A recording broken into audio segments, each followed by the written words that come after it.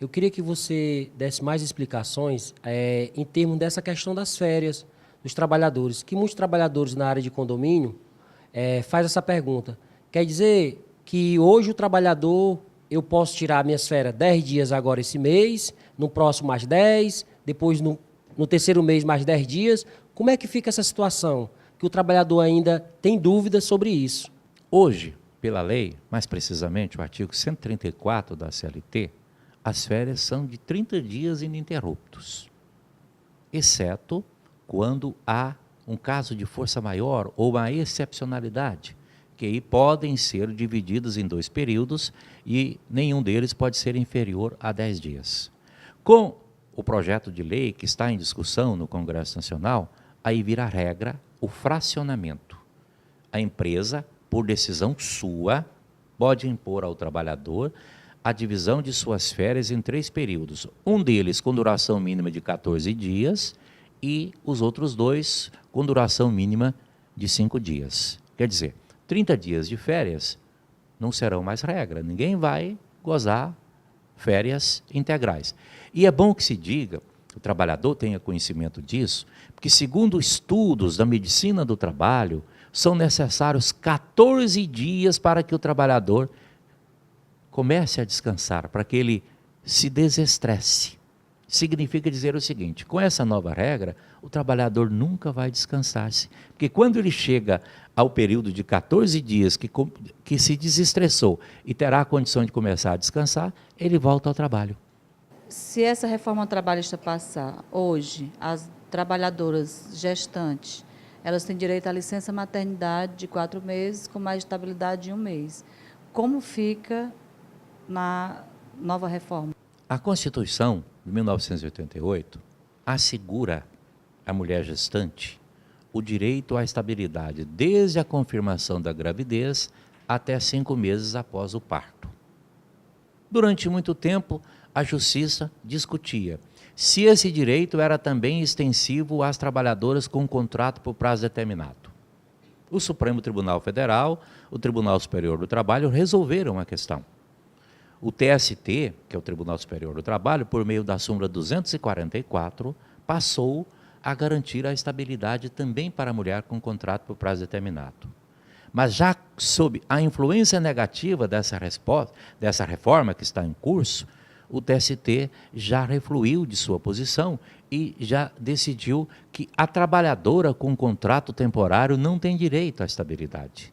Quer dizer, então eu tenho receio de que a hora que essa reforma for aprovada, as trabalhadoras não terão mais essa garantia. A licença maternidade elas vão receber se tiverem pelo menos 10 meses de contribuição, porque ela é paga pela Previdência Social. Mas a estabilidade, que é essencial e que não é para a trabalhadora, é para o nascimento da criança, ou para a criança que vai nascer, é para a sociedade, porque senão nós não teremos o crescimento social, vai desaparecer. Quais os riscos para o trabalhador da desobrigação da homologação na sede do sindicato? Viviane, nós sabemos que, infelizmente, a regra não é a do respeito aos direitos trabalhistas. A regra, notadamente em empresas terceirizadas, é a do desrespeito aos direitos dos trabalhadores. E a assistência do sindicato, ou a homologação da rescisão pelo sindicato, representa uma garantia mínima, porque ele vai conferir se aqueles valores estão corretos. Os que não estiverem corretos serão informados ao trabalhador, para que ele individualmente ou por meio da própria entidade possa recorrer à justiça. Exatamente por isso é que a reforma vai acabar com a necessidade da assistência do sindicato, para que o trabalhador não tenha esta proteção, para que ele vá assinar a rescisão lá na empresa, sem saber se está certo ou está errado, e depois a Justiça do Trabalho não possa declarar nula aquela rescisão de contrato. Então, todos os prejuízos para o trabalhador. Esse é mais um motivo para que os trabalhadores, mesmo com a aprovação dessa reforma, procurem os sindicatos, filiem-se a ele, porque eles não terão outro instrumento de garantia, não terão outra ferramenta de luta em defesa de seus direitos que não o sindicato. Não podem confiar no Congresso, não podem confiar no Poder Judiciário, não podem confiar na Presidência da República, não podem confiar na imprensa. Podem confiar em quem? Nos sindicatos. E eu posso dizer a todos os trabalhadores, sem medo de errar, sem sindicato não há democracia. Geraldo, sabemos que hoje as empresas terceirizadas, elas tiram muito direito dos trabalhadores. Muitas delas somem quando está no final de contratos. Elas somem levando o direito do trabalhador, aí a gente entra na justiça, coloca o tomador de serviço como responsabilidade subsidiária ou solidária. Como ficará se essa reforma trabalhista passar o direito desses trabalhadores? Bem, ficará muito pior. A empresa terceirizada pode, por sua vez, contratar outra empresa, quer dizer, terceirizar o que ela já terceirizou, a chamada quarteirização. E assim numa cadeia que não tem fim. E na hora de o trabalhador cobrar os seus direitos que não foram observados, ele vai ter de cobrar da empresa que o contratou. Se ela não garantir, e quase nunca vai garantir os seus direitos, é que ele vai cobrar da anterior até chegar à tomadora. Quer dizer, uma cadeia que pode levar 10 anos ou mais até chegar lá. E o que é pior é que o Supremo Tribunal Federal decidiu o ano passado e reafirmou a decisão neste ano que o poder público, que na verdade é o grande tomador, ele não tem responsabilidade nem solidária e nem subsidiária, exceto se não fiscalizar a empresa que ele terceirizou. Isso significa dizer que a possibilidade de o poder público responder pelos débitos trabalhistas das empresas terceirizadas é quase nula. Ele exige dos sindicatos uma vigilância permanente. Os sindicatos vão ter de, cotidianamente, oficiar o poder público informando que a empresa terceirizada não está cumprindo as suas obrigações. Se não fizer isto, jamais o poder público vai responder pelas dívidas das empresas terceirizadas. Mais uma vez, é fundamental que o trabalhador entenda que sem o sindicato ele não terá garantia. Quem é que pode ficar vigilante, zelar pelos seus direitos? É a entidade sindical.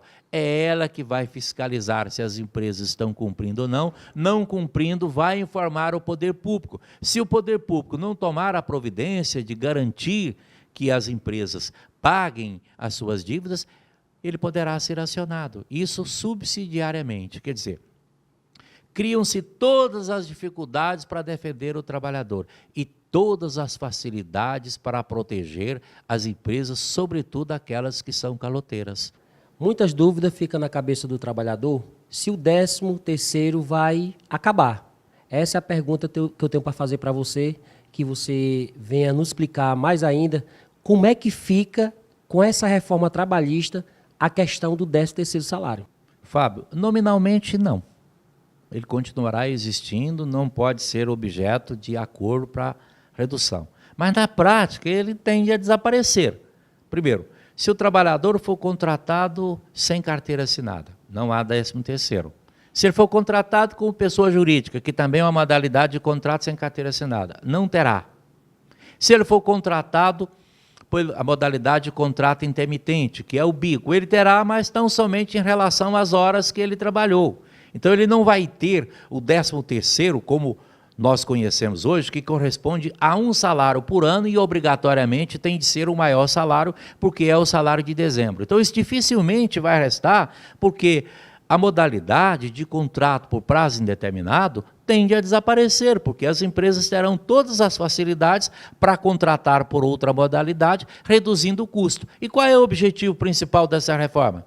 Reduzir o custo das empresas, retirando o direito dos trabalhadores, não é outra. Uma das perguntas na questão do FGTS. Como fica o FGTS dos trabalhadores se caso essa nova reforma passar? Nós sabemos que hoje, quando o trabalhador pede demissão, ele não tem direito ao saque do FGTS e nem recebe a multa de 40%. Da mesma forma, se ele for demitido por justa causa. Então, quando é que o trabalhador pode sacar o FGTS e recebe a multa de 40%? Quando ele é demitido sem justa causa. Mas, Se o seu contrato for por prazo determinado, ele pode sacar o FGTS, mas não tem direito à multa de 40%. A regra, como eu disse, eu receio que seja do contrato temporário. E no contrato temporário, ele poderá sacar o FGTS, sim, mas ele terá direito à multa de 40%? Não, porque é contrato a termo, contrato por prazo determinado, e nenhum contrato por prazo determinado assegura o direito à multa de 40%.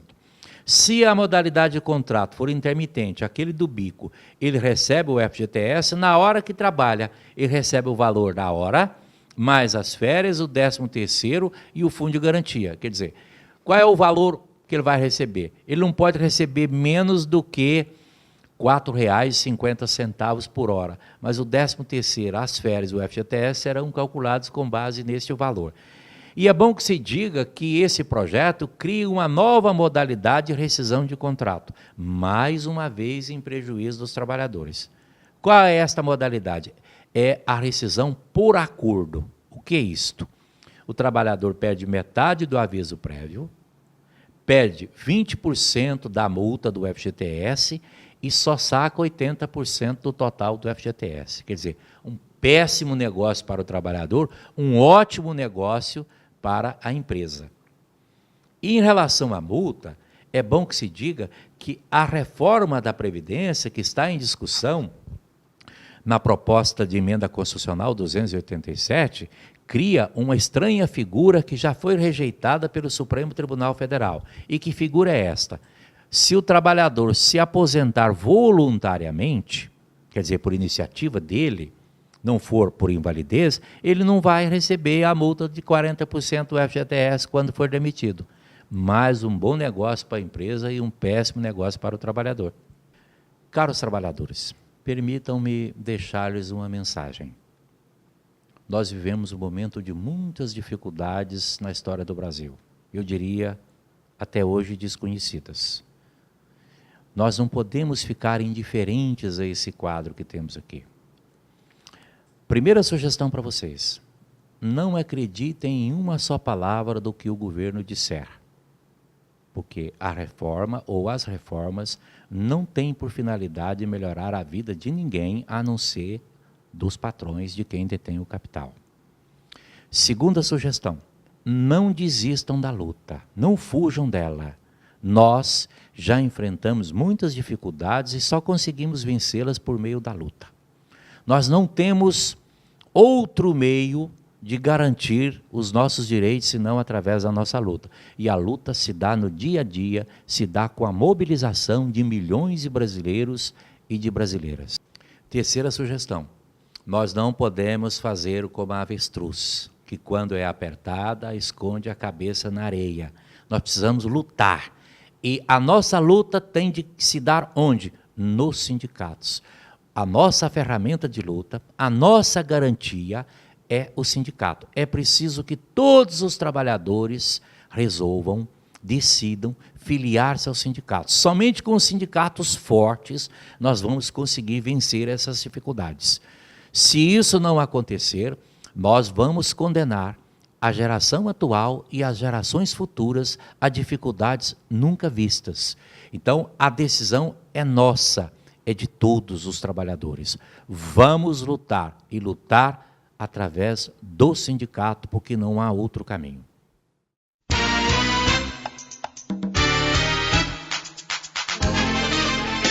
Aqui. Primeira sugestão para vocês, não acreditem em uma só palavra do que o governo disser, porque a reforma ou as reformas não têm por finalidade melhorar a vida de ninguém, a não ser dos patrões de quem detém o capital. Segunda sugestão, não desistam da luta, não fujam dela. Nós já enfrentamos muitas dificuldades e só conseguimos vencê-las por meio da luta. Nós não temos outro meio de garantir os nossos direitos, senão através da nossa luta. E a luta se dá no dia a dia, se dá com a mobilização de milhões de brasileiros e de brasileiras. Terceira sugestão, nós não podemos fazer como a avestruz, que quando é apertada, esconde a cabeça na areia. Nós precisamos lutar. E a nossa luta tem de se dar onde? Nos sindicatos. A nossa ferramenta de luta, a nossa garantia é o sindicato. É preciso que todos os trabalhadores resolvam, decidam filiar-se ao sindicato. Somente com os sindicatos fortes nós vamos conseguir vencer essas dificuldades. Se isso não acontecer, nós vamos condenar a geração atual e as gerações futuras a dificuldades nunca vistas. Então, a decisão é nossa, é de todos os trabalhadores. Vamos lutar, e lutar através do sindicato, porque não há outro caminho.